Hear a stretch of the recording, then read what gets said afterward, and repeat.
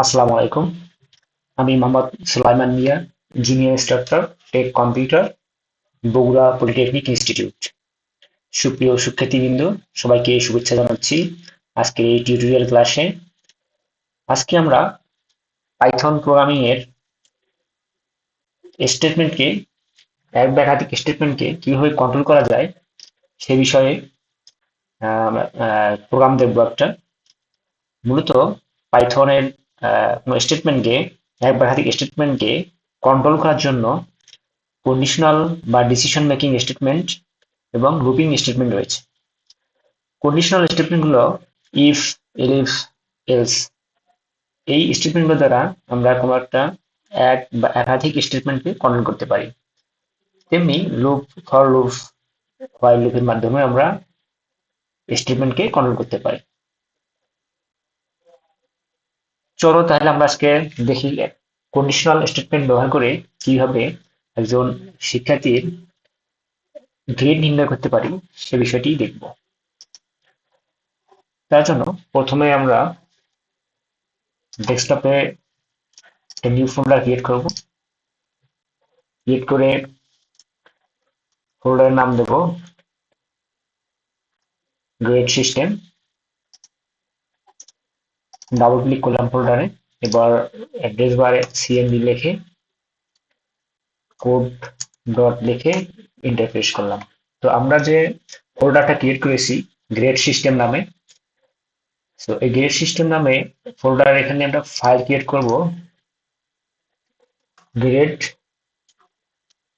Evaluation dot PY. PY হচ্ছে পাইথনের extension, file extension.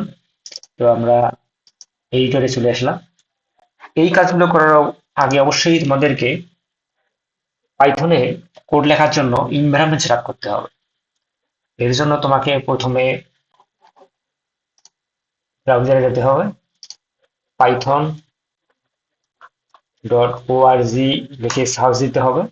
Search দেওয়ার পর ডাউনলোড থেকে পাইথনের যে ইনস্টলার লেটেস্ট ভার্সন 3.14.6 এই ভার্সনটা ডাউনলোড দিয়ে ইনস্টল করতে হবে। ইনস্টল করার পর তোমাকে পাইথন কম্পাইলার ডাউনলোড দিয়ে ইনস্টল করলাম। এরপর তোমাকে কোড লেখার জন্য একটা এডিটর দরকার। এডিটর হিসেবে আমরা VS code, PyCharm, Jupyter, NB, notebook, Eclipse প্রভৃতি কোড এডিটর ব্যবহার করতে পারি।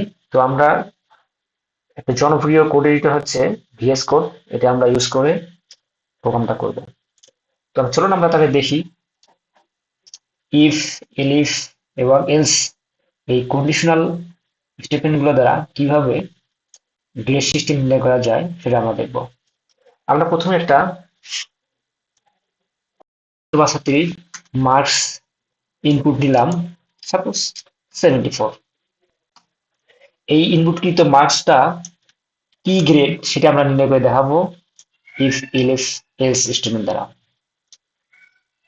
ইফ স্টেটমেন্টটা দ্বারা একটা মাত্র স্টেটমেন্টকে সত্য না মিথ্যা সেটা যাচাই করা যায়। দুটা হলে এফ, ইলিফ, সরি ইফ, এলস দ্বারা নির্ণয় করা যায়। ইফ কন্ডিশন সত্য হলে প্রিন্ট হবে, ইফ কন্ডিশন মিথ্যা হলে এলস প্রিন্ট করবে।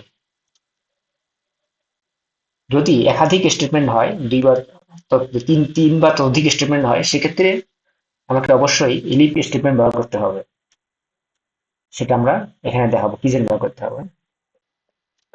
প্রথমে আমরা ইফ স্টেটমেন্ট দ্বারা মার্কস তার মান যদি 80 গ্রেটার দেন, মার্কসের মান যদি 80 greater than, sorry marks greater than যদি 80 হয়,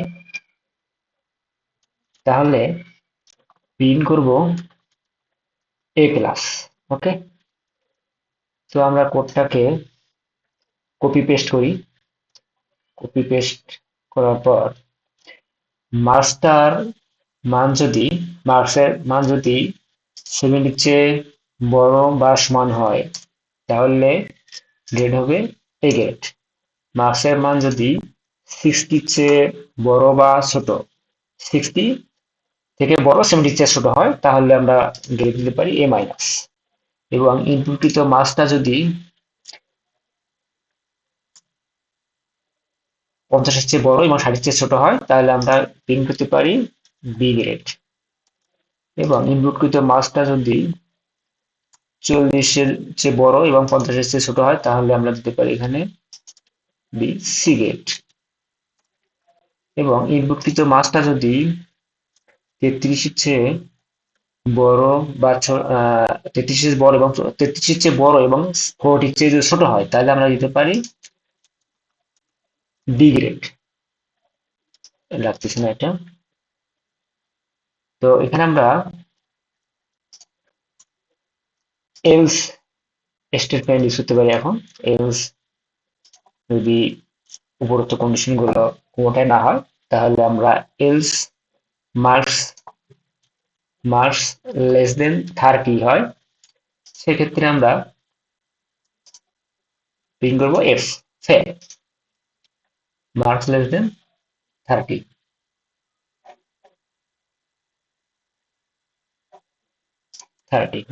ওকে। এখানে আমরা এলস স্টেটমেন্টটা ব্যবহার করে নিই। এলস স্টেটমেন্টটা কেন লাগবে সেটা আমরা এখানে দেখাবো।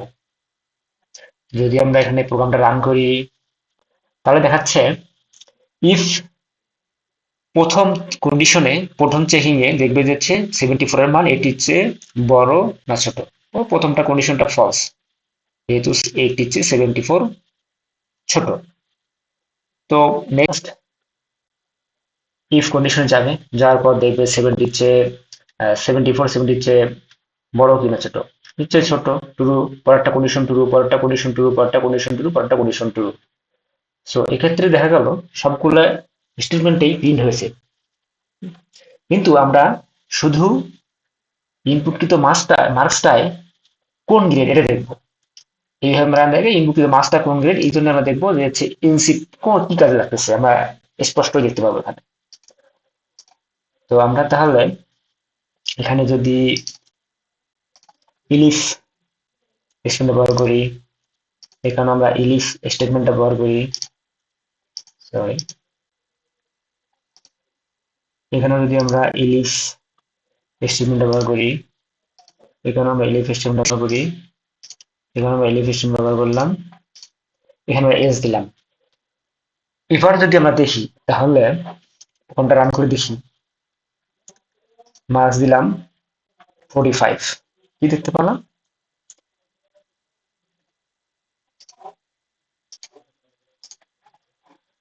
এখানে এই লাইনটা আমাদের অতিরিক্ত হয়েছে, তাহলে চেক করে দেই, প্রিন্ট করলাম, এগেরে দেখাচ্ছে আমাদের এখানে।